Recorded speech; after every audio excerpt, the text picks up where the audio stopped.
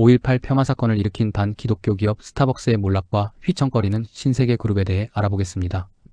지금 여러분의 손에 들려있는 그 초록색 일회용 컵, 매일 아침 영혼을 깨운다며 무심코 마셨던 그 세련된 에스프레소 한 잔이 사실은 우리의 신앙을 갉아먹고 창조의 질서를 무너뜨리는 거대한 세속적 재단의 재물이었다면 믿으시겠습니까? 오늘날 대한민국을 넘어 전 세계를 지배하고 있는 커피 제국 스타벅스의 화려한 불빛 뒤에 숨겨진 영적 진실과 최근 발생한 전대미문의 역사, 모독 사건까지 그 추악한 민낯을 오늘 낱낱이 파헤쳐 보겠습니다. 영상을 끝까지 보시고 우리가 매일 지출하는 그 돈이 과연 어디로 흘러가고 있는지, 크리스천으로서 반드시 눈을 떠야 할 영적 분별력이 무엇인지 함께 고민해 보시기 바랍니다. 우리는 스타벅스라는 브랜드를 생각할 때 세련됨, 도시적인 삶, 그리고 여유를 떠올립니다. 하지만 그들이 전면에 내세운 초록색 문양을 가만히 들여다보십시오. 왕관을 쓴 기괴한 여성이 두 갈래로 갈라진 자신의 꼬리를 양손으로 붙잡고 있습니다. 이것은 그리스 신화에 등장하는 바다의 괴물 세이렌입니다. 신화 속에서 세이렌은 아름다운 목소리로 노래를 불러 지나가는 선원들을 매료시킨 뒤 배를 암초에 부딪히게 해 목숨을 앗아가고 영혼을 파멸로 이끄는 존재입니다. 창업자들은 시애틀이 항구 도시라는 이유로 이 문양을 가져왔고 최고의 커피 향으로 사람들을 유혹하겠다는 포부를 담았다고 말합니다. 하지만 영적인 시각에서 이것은 단순한 상업적 디자인이 아닙니다.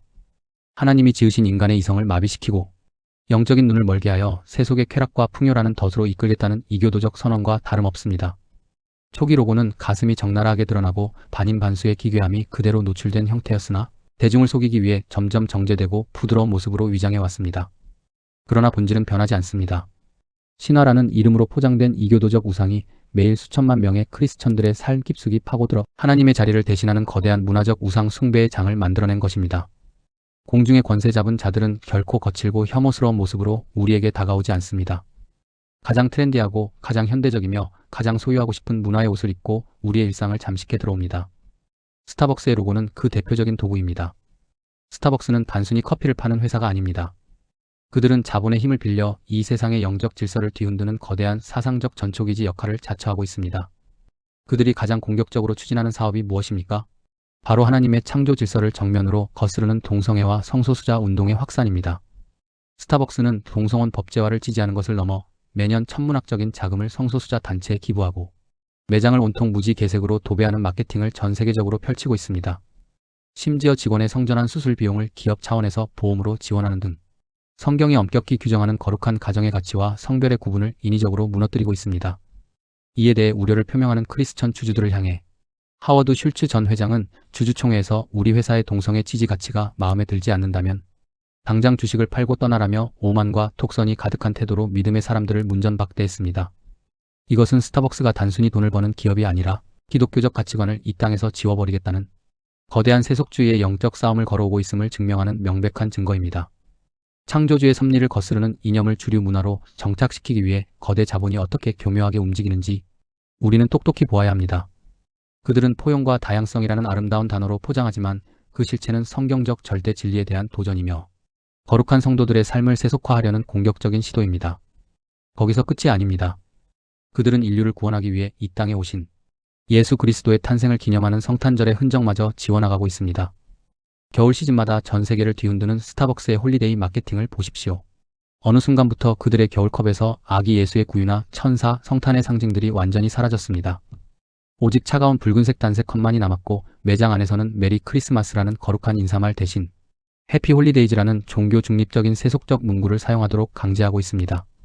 이것은 단순한 마케팅의 변화가 아닙니다. 문화 전반에서 그리스도의 이름을 지워버리려는 이른바 크리스마스와의 전쟁의 핵심 기둥으로 스타벅스가 서 있는 것입니다. 세상은 교묘하게 우리에게 속삭입니다. 모두를 포용하기 위해 종교적 색채를 빼는 것이 정의롭다고 말입니다. 하지만 그것은 속임수입니다. 진정한 목적은 이 땅의 주인이신 예수 그리스도의 자리를 지우고 그 자리에 인간의 탐욕과 소비주의를 채워 넣으려는 영적 음모입니다. 수많은 크리스천들이 이러한 사실을 알지 못한 채 그들이 파놓은 세련된 문화의 덫에 걸려 매년 겨울 스타벅스의 붉은 컵을 들고 축제를 즐기고 있는 현실이 너무나도 안타깝습니다. 대한민국에서 스타벅스의 위상은 거의 맹목적인 신앙의 수준에 이르렀습니다.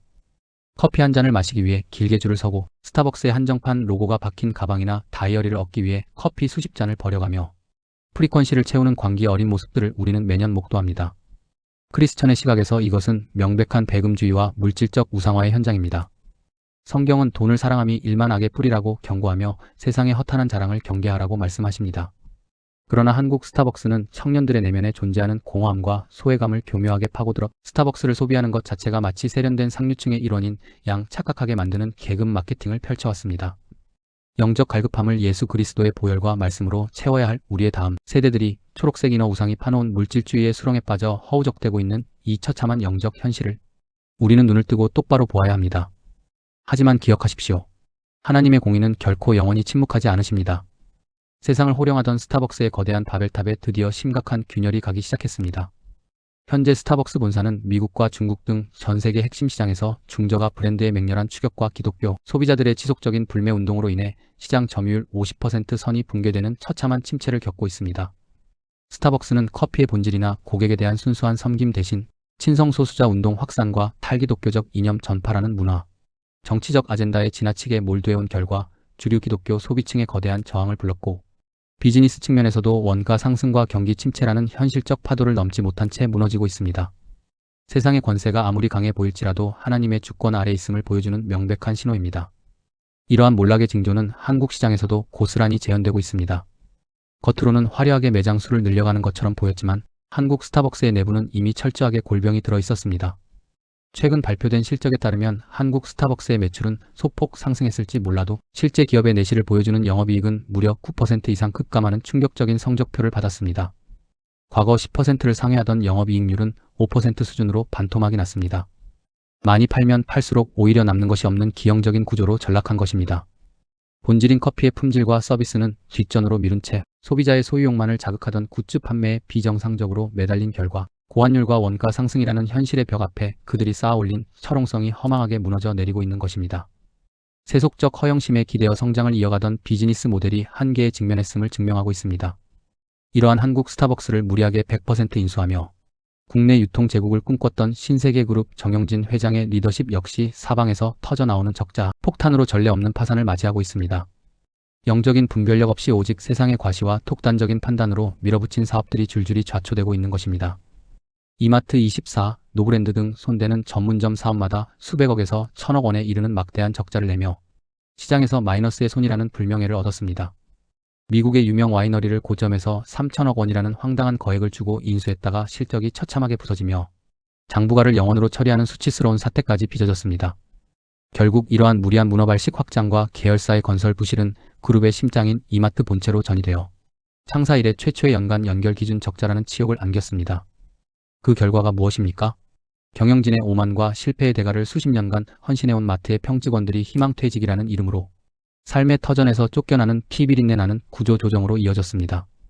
인간의 영혼과 가정을 돌보지 않는 세속적 배금주의 경영이 가져온 필연적인 비극입니다. 최근에는 무리하게 추진하던 10조 원 규모의 인공지능 커머스 사업마저 단 10일 만에 백지화되는 등 갈지자 행보를 보이며 침몰해가고 있습니다.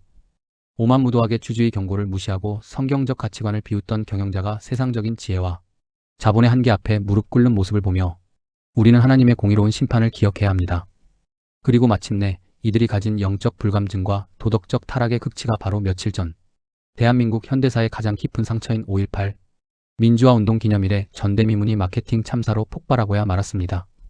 스타벅스 코리아는 5월 18일 오전 공식 앱과 온라인 스토어를 통해 텀블러 할인 행사를 진행하면서 행사의 이름을 탱크데이라고 지정하여 대대적으로 홍보했습니다. 5월 18일이라는 민족의 거대한 비극의 날짜 바로 옆에 군부, 독재의 학살을 상징하는 탱크라는 단어를 배치한 것입니다. 그뿐만이 아닙니다. 홍보물 문구에는 책상에 탁이라는 정권의 고문치사 사건 은폐 발언을 그대로 연상시키는 표현을 삽입했습니다. 국가 권력에 의해 무고한 생명들이 목숨을 잃었던 참혹한 역사적 고통을 단지 텀블러를 책상에 내려놓는 소리라는 저열한 언어 유희와 돈벌이 수단으로 소비한 것입니다. 인간의 생명을 하나님의 형상으로 바라보지 않고 오직 돈벌이를 위한 자극적인 마케팅, 소재로만 취급하는 사탄적인 영적 맹목성이 아니고서야 어떻게 이런 만행을 저지를 수 있겠습니까? 이 비극적인 사건은 단순히 일선 직원의 실수가 아닙니다.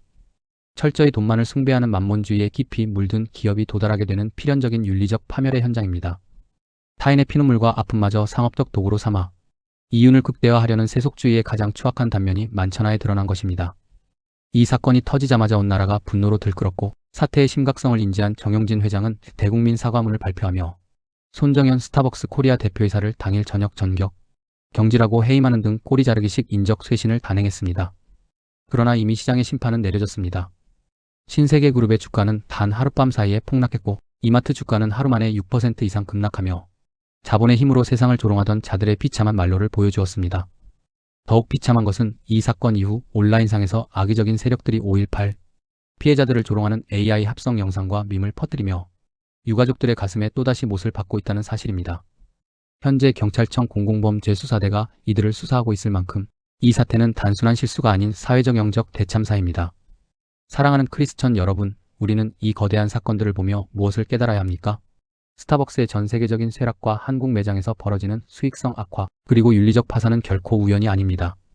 하나님의 창조 질서를 비웃고 동성애를 찬양하며 예수 그리스도의 이름을 지워버리고 인간의 고통을 돈벌이로만 보던 세속적 권력에 대한 엄중한 영적 심판의 시작입니다. 성경은 우리에게 세상과 벗된 것이 하나님과 원수됨을 알지 못하느냐고 꾸짖으십니다. 우리는 그동안 너무나 안일하게 세상의 문화에 젖어 살았습니다. 그들이 파는 세련된 이미지에 눈이 멀어 그 뒤에서 일어나는 영적 타락과 범죄를 묵인하고 동조해 왔던 것은 아닌지 깊이 회개해야 합니다. 우리가 매일 무심코 지출하는 그 커피 한 잔의 값이 결국 교회의 가치를 무너뜨리고 세상의 타락을 부추기는 자금줄이 되고 있었다면 우리는 이제 결단해야 합니다. 눈앞의 세련됨과 편리함이라는 우상의 달콤한 유혹에서 벗어나십시오. 영적인 분별력을 회복하여 세상의 허탄한 자랑을 좇는 삶을 멈추어야 합니다.